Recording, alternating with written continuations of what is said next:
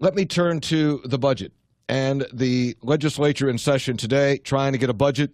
And I talked with Senate Majority Leader Mitch Carmichael earlier this morning. They're already in session this morning, so I talked to him earlier about what the Senate and the House were going to do today on the budget. Well, on both the Senate and the House side, we anticipate being able to pass a budget today that fully funds state government and continues the operation of our vital government services. What's the breakout of that budget on the Senate side? The House budget, obviously, there are no tax increases, no revenue enhancements that are in either budget. So all the $270 million to fill next year's hole comes from sweeps, cuts, and taking money from rainy day fund. I think the House says they want to take $140 million. The Senate, isn't there something like $200 million from rainy day? Actually, yes, but the House version, as it was presented, takes more than that, than the 140. There were some accounting variances and differences and so forth. So we will have comparable budgets that are in both forms take in the area of $200 million, which is, I agree. You and I have agreed through the past that that's too much. The governor said it's too much, but at this point, it's the absolute best that we can do, and I believe it's imperative that we pass this budget today, provide certainty to the people of West Virginia, and call upon the governor to sign this budget and keep vital government services operating. So if the Senate passes this version of the budget today, then the House has passed a version, then you'll conference and get it out. What will be the timeline?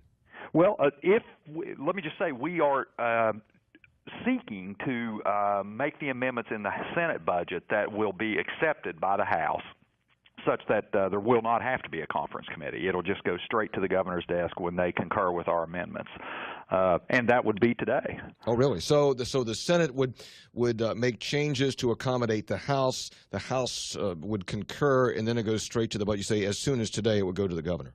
Yes. Okay.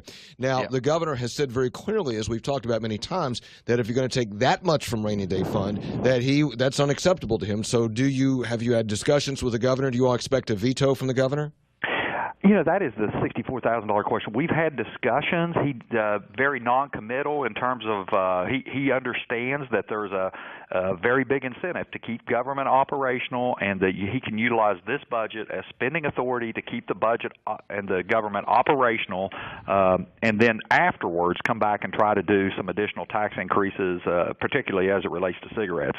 But, Hoppy, let me just say, we have tried and tried and tried to pass these revenue measures that the governor put forth in the special session call, and his own party won't support them.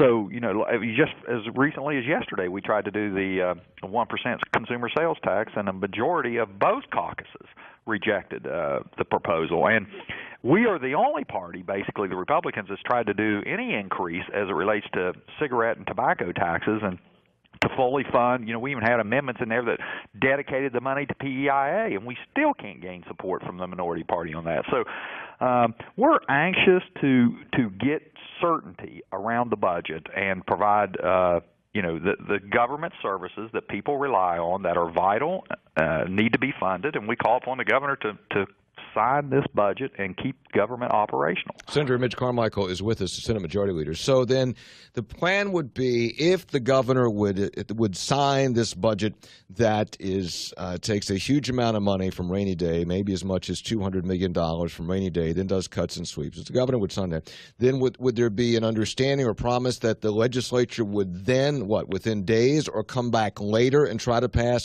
some sort of tax increase to backfill with revenue? Well, we don't want to continue to stay. There's no promises, there's no guarantees or commitments or anything like that, and we don't want to just keep this legislature in a special session and cost the taxpayers any money. That's not our goal.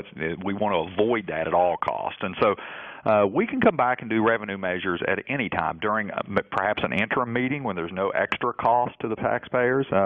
We want to be very cognizant of making sure that we protect the taxpayer dollars here. But having said all that, we absolutely are committed to passing this budget today, and I anticipate a party line vote on it, unfortunately.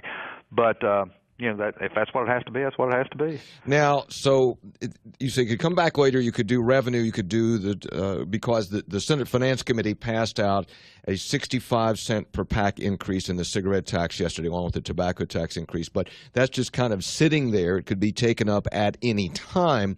And do you all need assurance? And it would likely pass the Senate. Do you have any assurances? Are you seeking assurances from the House that there could be any sort of bipartisan support or coalition in the House of Republicans and Democrats who would support 65 cents?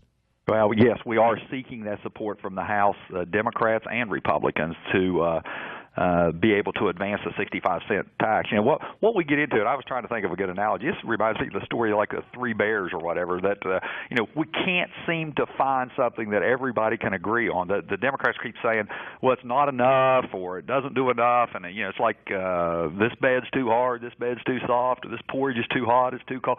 Just get us the revenue we need to fund the vital services of government. And don't be obstructionist as it relates to this. Let's just do what we need to do and move forward. And so I'm hopeful that at this point in the stage, people will come together and see that we need this additional revenue for our government as we experience this extreme decline in the coal industry and the gas industry. We'll work our way through this, but sure could use some help from all parties.